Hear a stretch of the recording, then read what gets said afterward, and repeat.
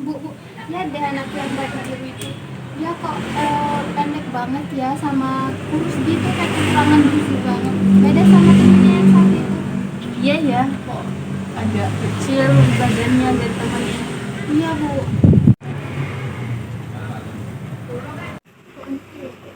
Banget ya. Terus lagi lagi tahu.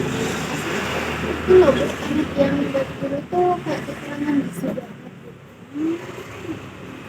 Rumah saya yuk, di rumah saya ada penyuluhan dari anak mahasiswa dari Maharani. Penyuluhannya tentang stunting. Kita ajak dulu. Boleh bu. Adik-adik, nanti ke rumah ibu. Nanti adik-adik bisa dapat kue dari sana. Terus di sana juga ada penyuluhan dari kakak-kakak mahasiswa. Iya. Iya. Ya. Ini enggak,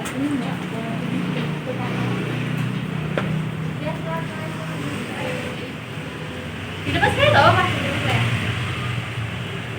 Assalamualaikum warahmatullahi wabarakatuh. Waalaikumsalam warahmatullahi wabarakatuh. Sebelumnya saya berterima kasih kepada Bu RT yang telah memberikan tempat kepada saya untuk memberikan penyuluhan kepada ibu PKK. Dan terima kasih kepada ibu PKK dan adik-adik yang sudah bersedia hadir untuk menghadiri penyuluhan mengenai stunting siang hari ini.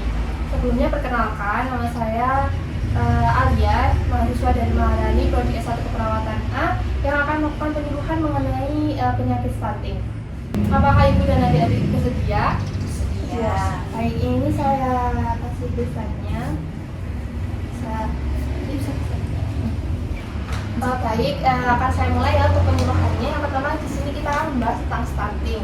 Sebelumnya dari ibu-ibu atau adik-adik yang tahu stunting itu apa? Tidak ada bu. Ibu tahu? Tidak tahu. Baik, saya akan menjelaskan ya di lembar pertama. Halaman pertama itu ada pengertian stunting. Stunting yaitu kondisi di mana anak memiliki postur tubuh yang lebih rendah dari standar usianya. Jadi contohnya kayak anak yang berusia biasanya 12 tahun itu kan kelas 6 SD. Rata-rata kan tingginya itu sudah hampir 1 meter.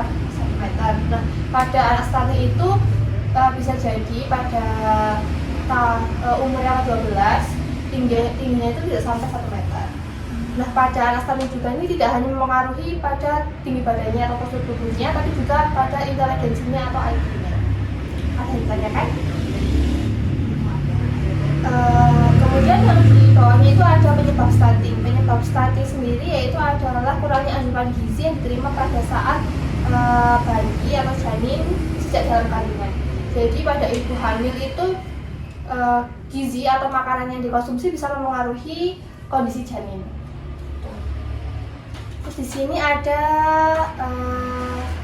di halaman yang belakangnya ada kenali gejala stunting anak sejak dini. Nah, di sini ada ciri-ciri stunting. Yang pertama itu ada performa yang buruk pada saat tes perhatian atau memori belajar. Jadi pada anak stunting itu memori atau ingatannya itu lemah. Kemudian ada tanda pubertas yang terlambat dan ada pertumbuhan gigi yang terlambat. Jadi kalau di sini ibu-ibu atau adik-adik memiliki adik atau ponakan yang memiliki ciri-ciri seperti tanda pubertas terlambat, kemudian penumbuhan gigi yang terlambat, itu bisa dicurigai stunting. Kemudian pada usia 8-10 tahun anak menjadi pendiam dan tidak banyak melakukan eye contact. Kemudian ada wajah tampak yang lebih muda dari usianya dan ada pertumbuhan yang melambat seperti tadi yang seharusnya tingginya 1 meter pada usianya itu, namun pada anak tersebut tidak sampai 1 meter. Kemudian ada dampak stunting di halaman depan. Yang pertama yaitu mudah terserang penyakit. Pada anak stunting biasanya mudah imunnya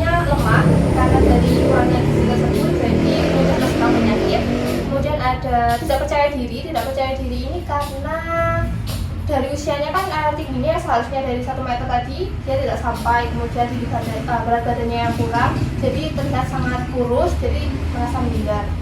Kemudian ada kemampuan kognitif yang lemah dan sulit berkonsentrasi. Nah, di sini dari adik-adik dan ibu-ibu ada yang tahu bagaimana cara mencegah stunting itu? Secara sederhana saja. Contohnya dari yang saya paparkan tadi kan menyinggung tentang gizi, kemudian makanan yang dikonsumsi sama sejak ibu hamil. Ada yang tahu cara mencegahnya gimana? Mungkin dengan makanan yang 4 sehat 5 sempurna Bisa. Kemudian ada yang lain? Baik, jika tidak ada, di sini sudah saya tampilkan di slide-nya ya. Langkah pencegahan stunting yang dapat dilakukan yaitu dengan gampil. Ini kenapa saya menggunakan kata-kata gampil supaya mudah diingat ya. Untuk G-nya yaitu gizi seimbang. Ini tidak hanya tertuju pada anak yang stunting, ini bisa dilakukan oleh semua orang, oleh ibu yang akan hamil ataupun orang tua, pokoknya semua orang bisa dilakukan, yaitu dengan memenuhi gizi seimbang sejak masa kehamilan. Jadi makanan yang dikonsumsi pada saat ibu hamil itu sangat penting untuk menunjang kondisi anak yang akan dilahirkannya. Kemudian ada ASI eksklusif, yaitu memberikan ASI secara eksklusif pada bayi sejak pertama kali lahir sampai 6 bulan penuh. Kemudian ada empasi sehat. Empasi ini dilakukan setelah pemberian ASI 6 bulan. Kemudian untuk empasi ini diharapkan untuk memberikan pendamping ASI yang banyak mengandung gizi ya, jadi bisa memenuhi gizi dari bayinya. Kemudian ada pemantauan kesehatan. Pemantauan kesehatan ini bisa dilakukan secara mandiri ataupun seperti datang ke posyandu. Untuk mandirinya itu kita bisa melihat kayak kemampuan untuk bicara, kemudian berjalan, dan tumbuh kembangnya. Kalau yang di posyandu itu biasanya kan dikasih buku warna pink untuk menunjang perkembangan anak. Kemudian ada informasi faktual. Informasi faktual ini mencakup kayak informasi-informasi yang atau berita-berita yang tersebar mengenai penyakit stunting. Jadi kayak ibu, kemudian orang tua itu harus update tentang kesehatan mengenai stunting. Kemudian ada lingkungan yang bersih. Lingkungan yang bersih ini juga mendukung untuk mencegah terjadinya penyakit, tidak hanya penyakit stunting, juga penyakit yang lainnya. Apa yang ditanyakan? Saya akan menyampaikan informasi faktual yang mengenai kejadian stunting di Indonesia. Bisa dilihat di halaman belakang yang ada grafik-grafiknya. Yang di kotak merah ini menandakan grafik stunting di Indonesia, yaitu di angka 21,6%. Nah, dari tahun 2007 sampai 2022 ini sudah mengalami penurunan, namun masih jauh dari target pemerintah, yaitu di angka 14% pada tahun 2024. Jadi tujuan kita atau the goal of 2025 yaitu kita harus mencegah, turunkan dan tuntaskan 40% anak stunting di bawah usia 5 tahun. Dengan cara pencegahan yaitu tadi apa? Tampil tadi ya. Kemudian ini ada gambar-gambar stunting di Indonesia. Apakah ada yang ingin bertanya? Tanya dong, Kak. Baik, kalau begitu karena materi sudah selesai saya sampaikan, saya akan buka untuk sesi tanya jawab ya. Silakan yang ingin bertanya, nanti akan dapat cedera mata dari saya. Silakan yang ingin bertanya.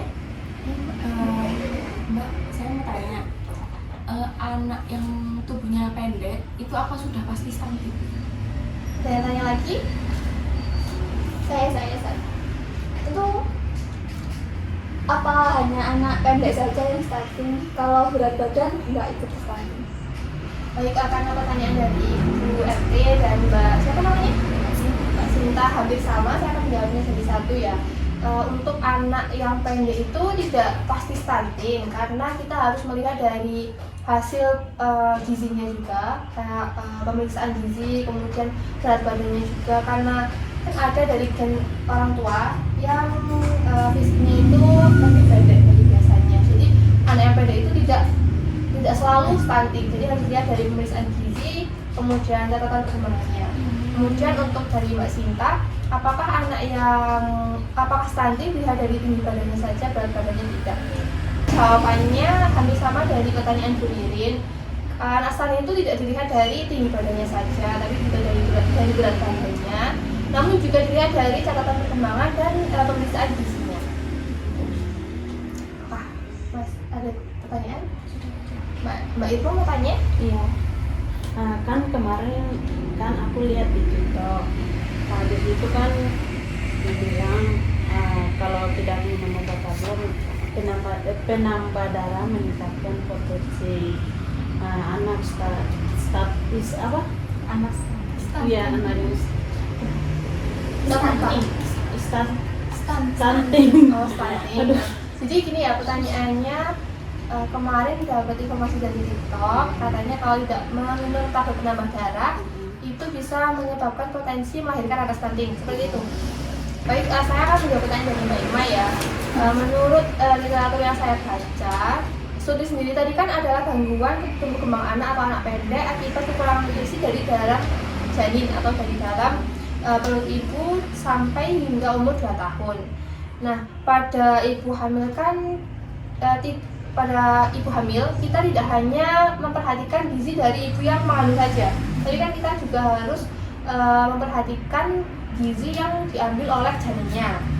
Contohnya pada penyakit anemia pada ibu hamil akibat kekurangan zat besi dan asam folat ataupun nutrisi yang lainnya itu bisa meningkatkan risiko terjadinya stunting pada anak yang sedang dikandungnya.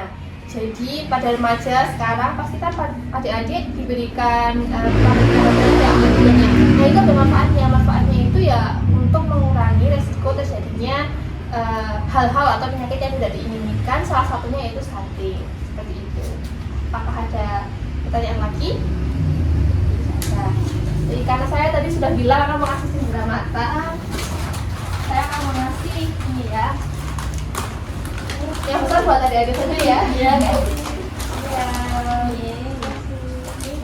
Terima kasih Mbak. Baik, apakah ada yang ditanyakan lagi? Baik, kemungkinan itu saja yang dapat saya sampaikan. Saya mohon maaf apabila ada salah kata maupun informasi yang mungkin masih belum bisa diterima dari ibu-ibu dan adik-adik. Kalau begitu, terima kasih atas kerjasamanya sudah menyempatkan waktu untuk hadir di penyuluhan di rumah Ibu Ririn. Terima kasih kepada Ibu Ririn sudah menyediakan tempat untuk Ibu Raka dan adik-adik.